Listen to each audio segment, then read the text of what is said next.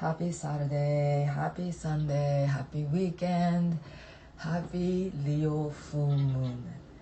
This full moon, I'm gonna talk in another video more in detail about this full moon. But I love this full moon. I love Uranus. I was born with a very prominent presence of Uranus near my sun. But I know how difficult this Uranian energy can be very much.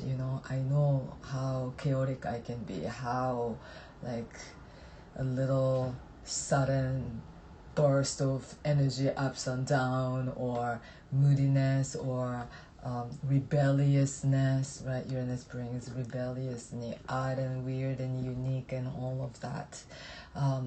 This Uranus, has been it squared Saturn 3 times in 2021. It almost came back to the exact degree of a square once in 2022.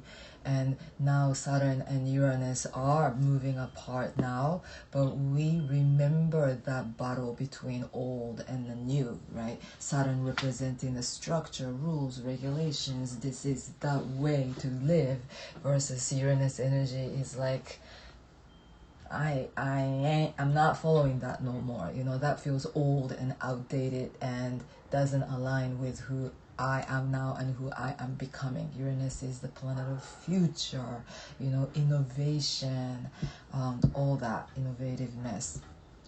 So this full moon, Uranus has been with the full moon cycle quite some time, because the full moon has been happening around the midpoint, like mid degrees of a sign. Like this one is happening at 16 degrees of Leo, sun is at 16 degrees of Aquarius, moon is at 16 degrees of Leo. But this and then it's gonna square Uranus. Uranus will be in the midpoint at 15 degrees of Taurus. And that T-square is a tension, is a battle. It is like a final breakthrough. Uranus has been pushing us to move on, go ahead, do your thing. Don't care about other things, or don't stick, don't hold on to that old, or all of that. And it is encouraging us to be free. It is encouraging us to be fearless. It is encouraging us to go on into the next new chapter. Uranus squared Sun on a 3rd, right? Our Sun has been talking with this Uranus. Uranus is this planet, has a really weird orbital, like rotational movement too. Usually planets go to this way, sideways in a way. Uranus moves ups and down. I think Pluto also has a weird energy like that, or rotation like that. But anyway, so something has been shaking us up from the depth, from the height, from the outer universe has been talking to this collective inner universe to rebel against some kind of an old nature. It can be rebel against our thoughts, right? Or mind, old ideas, old belief system, old ways of relating with the material world, old ways of relating to our worries, 5 of Pentacles, relating to our job, relating to our money. That more people are aware of everything is just an energy, and we came here to manipulate and to it's like we're all here as an alchemist trying to make gold out of lead. We're trying to play this game, understand this game of this material reality. Yes, it feels real and it feels like so dense and concrete, but it is not, so like energetic. There is, and we're all here learning that. Why am I talking about this? And then but yes, like Uranus, like rebelling against some kind of a old set ideas that is, that is not serving us well. We are leaving behind.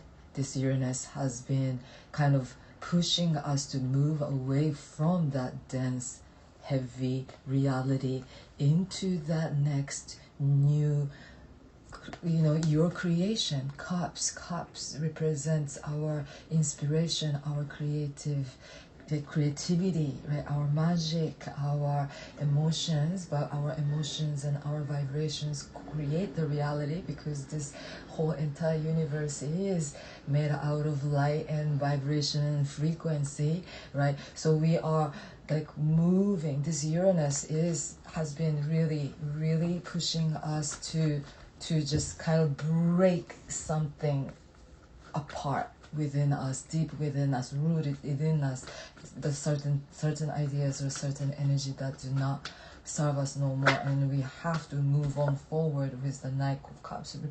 We have to move on. This Leo full moon is a completion point, right? It is the midpoint in many ways. This is the middle point from the last eclipse season into the next, right? Last lunar eclipse, full moon in Scorpio, happened on November 8th last year. The next full moon will be happening in Scorpio, full moon happening on May 5th. That's another lunar eclipse happening this year. And we know we are opening something up, right? The new path. We are, some kind of a higher force is offering us a brand new opportunity, brand new awareness, brand new feeling and emotions. This like new frequency of vibration is present with us for sure right now on this earthly plane. And all we have to do is to have courage to let go of something, of that attachment or whatever that we're holding on to. Yesterday, I think, marked the new beginning in Mayan calendar system as well. Mayan calendar system has 260-day cycle, and yesterday marked the red dragon, the first king of red dragon or something. That is the beginning of that new chapter. This just flipped the hanged man, and we know the world is turning. All those energies, we can use those moments. Yes, January 1st can be this, reset new year point. Lunar calendar, lunar Chinese New Year happened with the Aquarius new moon, right, around January 20th this year. Today actually marks, or was it yesterday? Yes, yesterday. Yesterday marked the beginning of spring in lunar calendar, which is Japanese old traditional calendar system as well, called Rishun. It's the starting journey into the spring, and that happened right with this beginning day of this 260-day cycle of Mayan calendar. This is the beginning, and then tomorrow on the 5th, February 5th, we are celebrating and having this Leo full moon with the Uranus T-square. This is the moment that we are turning our lives around. And whatever situation that you felt like you were struggling, this man is being hung by one foot and he's tied up behind him and he cannot move. Under him there is an ocean. There is like, it feels like so uncomfortable and so stuck, and it's the placement of this. It's the struggle. It represents struggle. But the moment he chooses to stop struggling, stop fighting with the situation, or stop figuring it out how to escape that reality and all of that, he just chose to flip the way he was thinking, right? Going upside down, like shifting the way it's like the shift. The moment that he shifts, the moment that he shifts from trying to come out of that situation into that place of full surrender to something great and bigger than him. He surrenders to the universe. He surrenders to the creator, the ultimate source of everything. And he surrenders to the point like, okay, if it's a time for me to die, then may it be, you know. He